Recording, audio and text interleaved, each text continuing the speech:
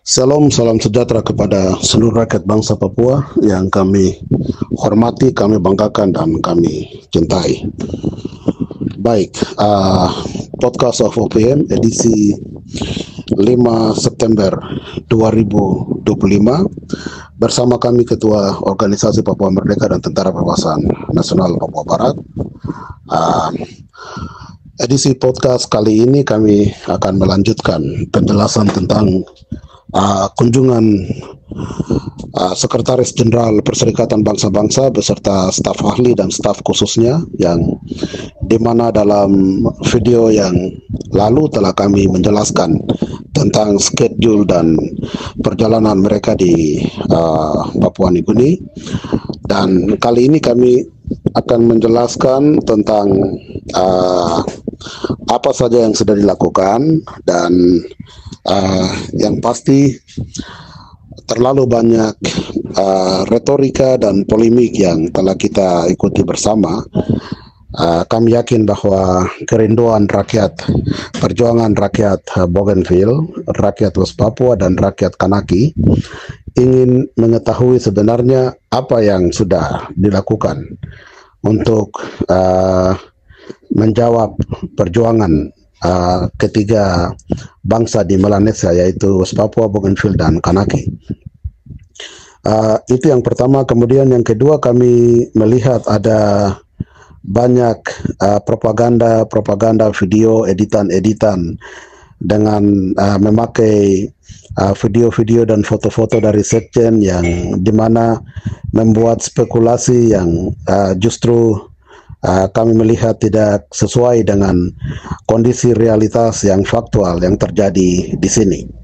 Oleh sebab itu, sebagai hamba rakyat dan ketua organisasi perjuangan bangsa Papua, organisasi induk OPM, kami perlu menyampaikan tentang kebenaran bahwa apa yang sudah kami lakukan sesuai dengan kemampuan kami berdasarkan hikmat Tuhan, dan juga sesuai dengan jaringan perjuangan bangsa Papua yang ada di pemerintah Papua Nugini, sampai dengan jaringan kita bersama saudara-saudara kita rakyat Bougainville, dan juga kepada saudara Tuan Presiden Bougainville Autonomous Government, yaitu Ismail Toroama, dan juga kepada semua jaringan yang ada di sini.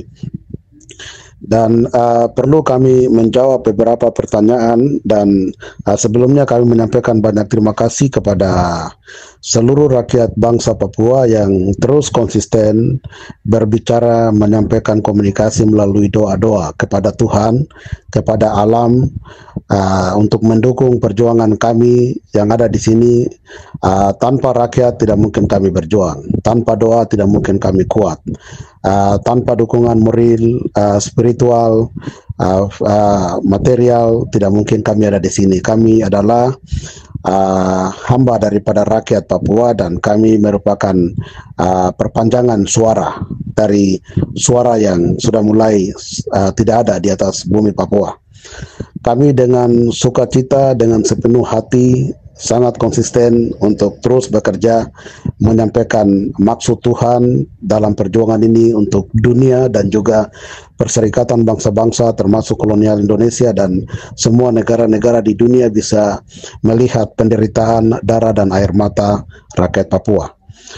Kami kembali ke konteks soal beberapa pertanyaan yang sudah kami terima. Mungkin yang pertama harus kami menjelaskan bahwa pertanyaan penting bahwa sebetulnya kenapa Sekretaris Jenderal PBB, staf ahli dan staf khusus bisa ada di Papua Nugini mulai dari tanggal 2 sampai dengan tanggal 5. Jadi alasan pertama Sekjen beserta staf ahli dan staf khusus ada di Papua Nugini itu mereka menghadiri undangan yang diberikan oleh pemerintah Papua Nugini, yaitu Prime Minister James Marape dan John Rosso, untuk bagaimana PBB dan juga semua negara-negara yang memiliki hubungan bilateral, hubungan diplomatik atau hubungan multilateral dengan negara Papua Nugini bisa menghadiri menghadiri 50 tahun jubileum kemerdekaan negara Papua Nugini yang dimana pernah merdeka pada 16 September 1975 dan kali ini akan dirayakan 16 September 2025. Jadi Perserikatan Bangsa-Bangsa diundang oleh pemerintahan James Marape dan John Rosso untuk menghadiri.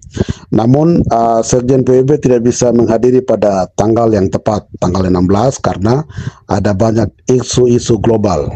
Misalnya perang antara Israel dan Palestina, kemudian Iran, dan juga Rusia dan Ukraine, kemudian perang-perang ekonomi, perang dingin, perang intelijen yang dimana kita selalu mengikuti dalam media-media internasional, perubahan geopolitik yang juga besar-besaran sedang terjadi di Burkina Faso, Mali, Guinea, South Africa, dan segala macam di teman-teman kita perjuangan bangsa Afrika. Banyak isu sentral di dunia, isu globalisasi dan modernisasi, serta juga dengan berbagai isu tentang climate change, kemudian Greenpeace, dan yang lain-lain. Akhirnya Sekjen PBB dan semua delegasi mereka mengambil kebijakan untuk menghadiri undangan lebih awal. Oleh sebab itu kehadiran mereka dengan alasan bahwa mereka diundang oleh pemerintah.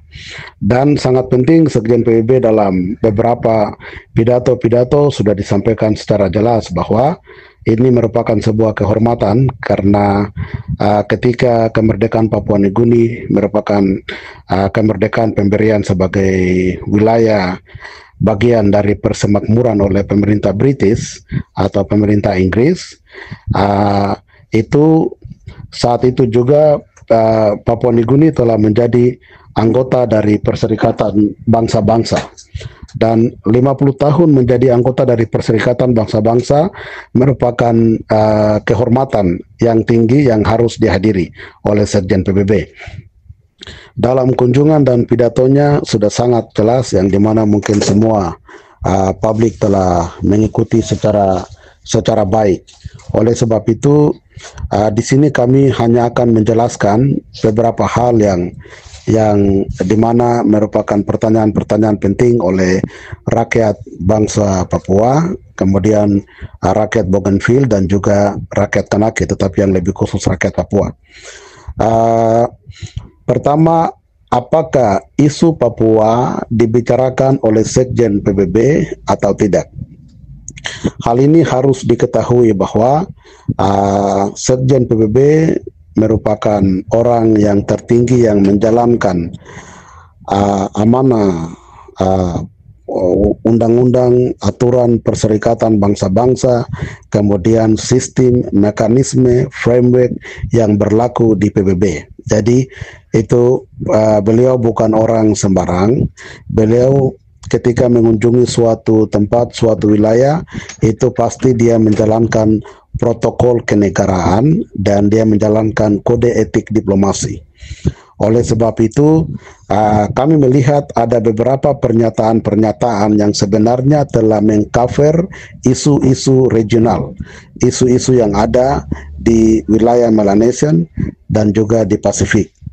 Jadi dalam kunjungannya beliau menyampaikan ada beberapa pesan-pesan penting yang harus kita lihat. Namun sebelum saya membahas sedikit mengkulas balik soal beberapa pernyataan dari Sekjen PBB, saya perlu menyampaikan bahwa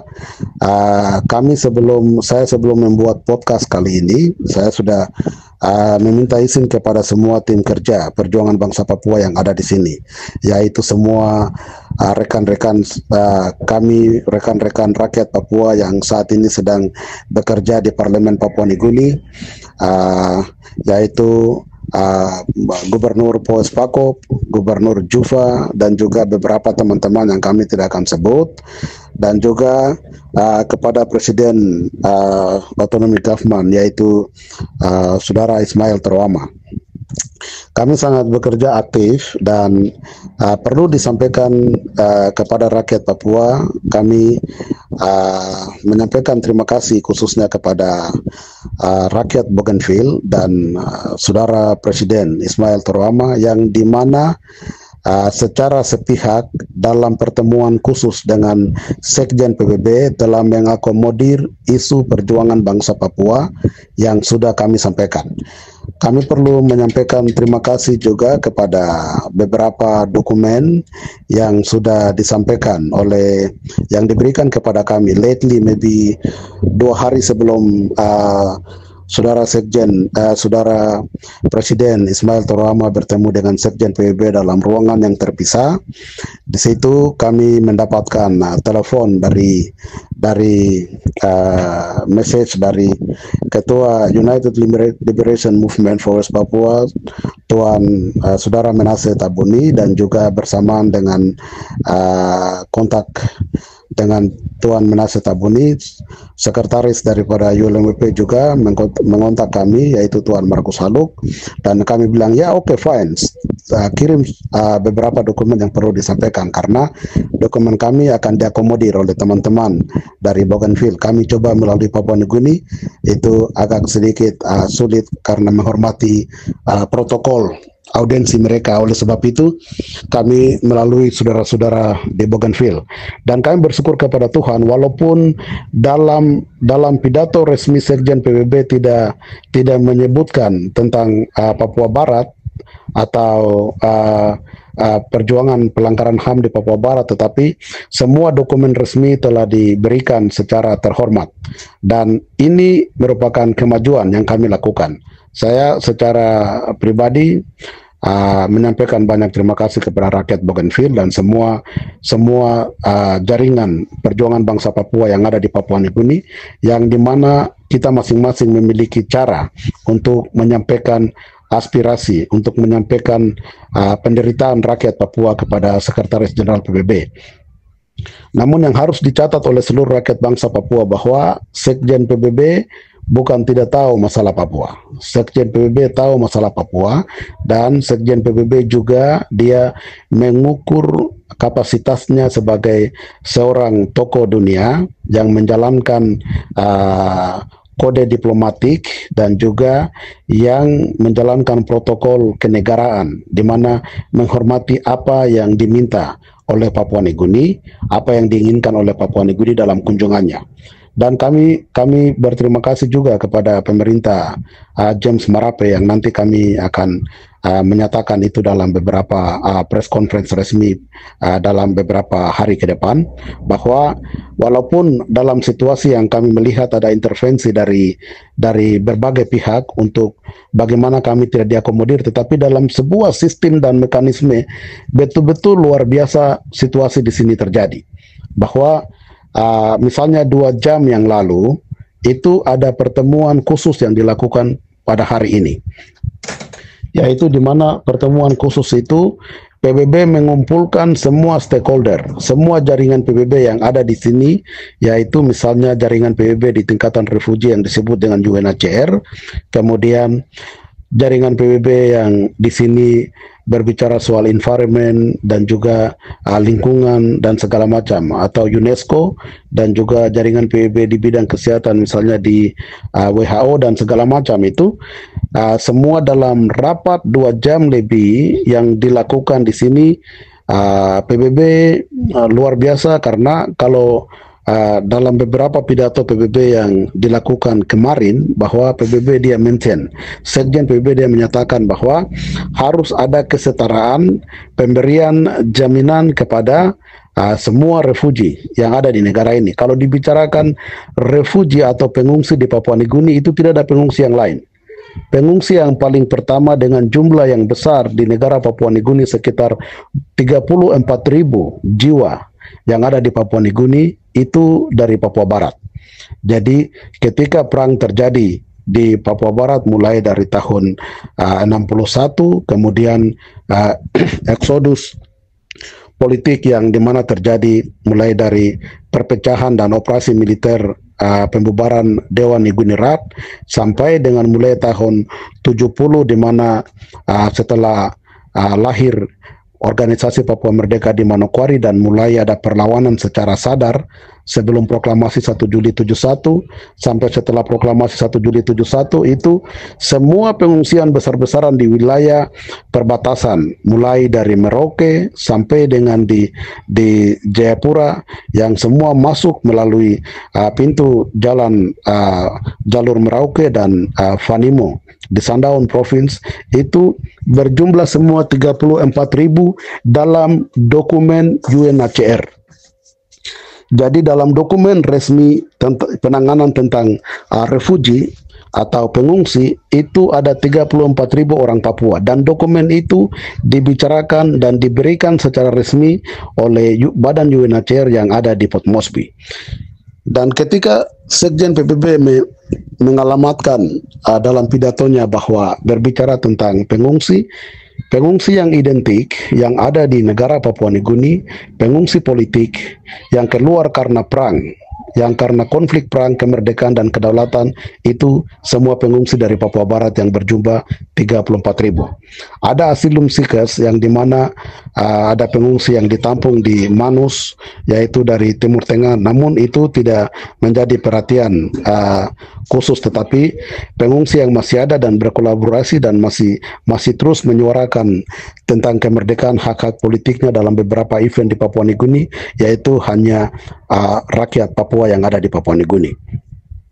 Dan rakyat Papua kita harus tahu bahwa ada 3 unsur yang penting. Ada 3 unsur yang penting di sini adalah ketika ada pengungsi di negara lain, itu PBB memiliki rekod dan PBB tahu pengungsi itu terjadi karena konflik perang, karena aspirasi dari dalam negeri yang berbicara tentang kemerdekaan dan kedaulatan, karena ada sesuatu yang tidak benar, karena ada sebuah proses kolonisasi, penjajahan yang begitu kejam oleh suatu negara, maka pasti ada pengungsi. Itu yang pertama. Yang kedua, yaitu ada perjuangan rakyat Papua. Ada perjuangan, ada perang TPNPB OPM, ada demo-demo, ada aktivitas politik yang terus berjuang untuk kemerdekaan bangsa Papua. Itu alasan yang kedua. Alasan yang ketiga adalah ada tahanan politik. Entah tahanan politik yang ada di Papua, atau misalnya seperti kasus saudara saya Bram Goram dan juga beberapa aktivis dari NRPB yang dipindahkan dari Sorong ke Makassar, dan mulai ada gerakan massa. Itu 3 faktor ini sangat penting dalam hitungan PBB, yaitu pengungsi, Tapol-Napol, dan rakyat yang sedang berjuang atau organisasi Papua Merdeka Tentara Pembebasan Nasional Papua Barat yang masih terus perang. Jadi 3 faktor ini utama menjadi pertimbangan, dan kami yakin dan percaya bahwa Sekjen PBB tahu persis masalah Papua. Rakyat Papua jangan kecewa karena momentum tidak tercipta, di mana dalam pidato resmi Sekjen PBB tidak menyebutkan nama West Papua atau tidak menyebutkan perjuangan rakyat Papua atau tidak mention tentang pelanggaran HAM yang terjadi di atas tanah Papua atau juga rakyat Kanaki.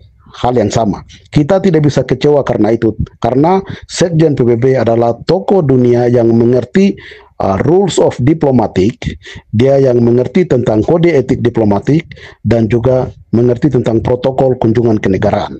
Oleh sebab itu, kita pahami bahwa rakyat Papua telah berhasil. Kita bersyukur dan berterima kasih kepada perjuangan rakyat Bougainville yang dimana kami memiliki komitmen bersama. Kami memiliki agreement penandatanganan MOU yang dimana kami lakukan untuk rakyat dari matahari terbit Bougainville sampai dengan matahari terbenam di West Papua harus saling mendukung untuk kebebasan dan kedaulatan kedua bangsa. Dan berdasarkan kerja-kerja itu sudah cukup lama kami kerjasama dengan saudara-saudara kami di Bougainville, dan terbukti bahwa sampai detik ini kami masih terus kerja. Kami telah membantu saudara-saudara kami dari Bougainville, dan harus diketahui bahwa dalam proses referendum di Bougainville, OPM diundang secara resmi. OPM melibatkan Komite Nasional Papua Barat untuk menghadiri dan menyaksikan semua proses referendum di Bougainville, dan hasil daripada referendum itu dimenangkan oleh rakyat Bougainville, dan kami terus masih mengkawal dan terus masih kerja mendukung kawan-kawan kita di Bougainville untuk bagaimana bisa ada sebuah ratifikasi untuk pemberian kedaulatan. Dan perlu kami sampaikan kepada rakyat Papua untuk kami akan terus berdoa bagi perjuangan kita dan juga berdoa bagi perjuangan rakyat Bougainville yang memiliki komitmen yang sudah disampaikan dalam joint statement antara OPM dengan perjuangan rakyat Bougainville, di mana rakyat Bougainville akan tetap memproklamirkan kedaulatannya pada tanggal 1 September 2027. Dan itu sudah tanggal akhir daripada perjuangan rakyat Bougainville, dan rakyat Bougainville tidak akan dengar siapapun pemerintah di planet ini termasuk PBB yang ingin menghambat proklamasi deklarasi mereka. Mereka akan tetap mendeklarasikan itu.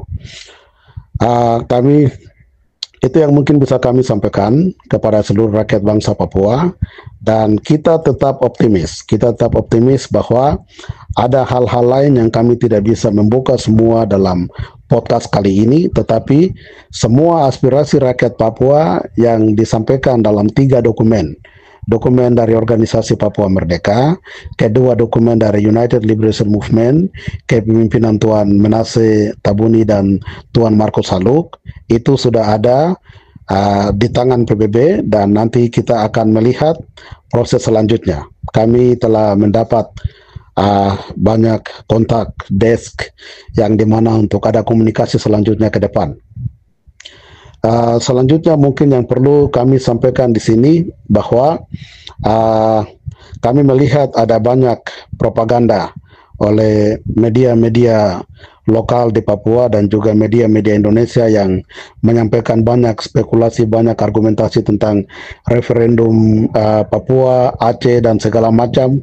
Perlu kami menggarisbawahi dan kami menjelaskan bahwa rakyat Papua jangan percaya terhadap semua propaganda dan editan-editan video atau editan-editan rekaman foto dan suara yang dimana memberikan provokasi-provokasi terhadap isu-isu Papua Merdeka yang tidak benar.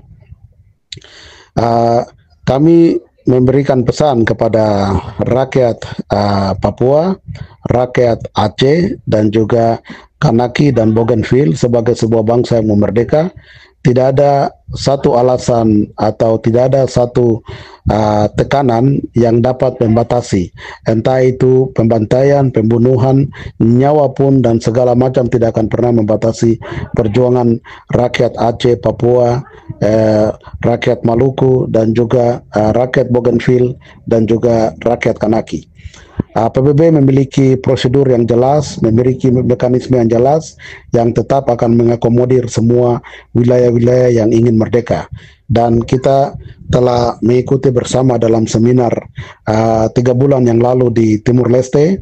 Sudah sangat jelas bahwa semua permanen representatif dari dekolonisasi yang menjalankan semua fungsi-fungsi untuk memberikan wilayah-wilayah dekolonisasi untuk merdeka telah mengidentifikasi ada kriteria dari beberapa wilayah yang sedang dijajah oleh pemerintah Indonesia seperti Aceh, Papua dan Maluku, kemudian Bougainville dan Kanaki yang ada dalam teritori Pasifik dan Melanesia, itu memiliki syarat untuk dapat diakomodir dalam Komite 24 Dekolonisasi. Baik, mungkin itu penjelasan dan harapan yang bisa kami laporkan sesuai dengan apa yang kami kerja, sesuai dengan apa yang kami lakukan, yang dapat kami jelaskan kepada rakyat Papua.